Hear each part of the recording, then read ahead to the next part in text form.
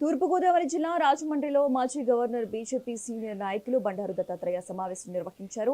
ఈ సందర్భంగా కేరళ, తమిళనాడు అసెంబ్లీ సమావేశాల్లో గవర్నర్లు ప్రసంగించకుండా వాకౌట్ చేయడాన్ని వివాదం చేయవద్దు అని అన్నారు. గవర్నర్లకు రాజ్యాంగబద్ధమైన అధికారాలు ఉంటాయని తెలిపారు. గవర్నర్లకు కొన్ని రాజ్యాంగ విధులు ఉంటాయని వాటికి అడ్డంకులు సృష్టించకూడదని సూచించారు. పేదరిక నిర్మూలనకు ప్రతి ఒక్కరూ కృషి చేయాలని కోరారు.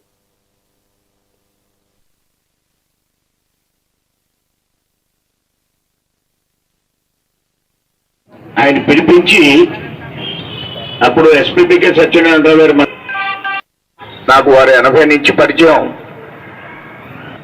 అలాంటారు అంత సంబంధాలను ఏర్పాటు చేసుకోవాలనేటువంటి అవుతారు. ఏం పర్వాలేదు, మనం అందరం అలాంటి ఉండేవాడిని.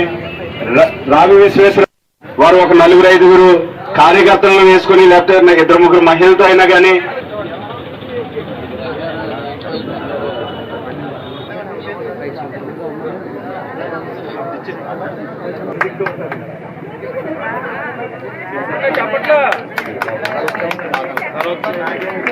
సోదరి బంధ ఇంత పెద్ద సంఖ్యలో మీరు ఆహ్వానించి సన్మానించి గౌరవించినందుకు నేను మీ అందరినీ పేరు పేరున హృదయపూర్వకమైనటువంటి ధన్యవాదాలు తెలియజేస్తున్నా.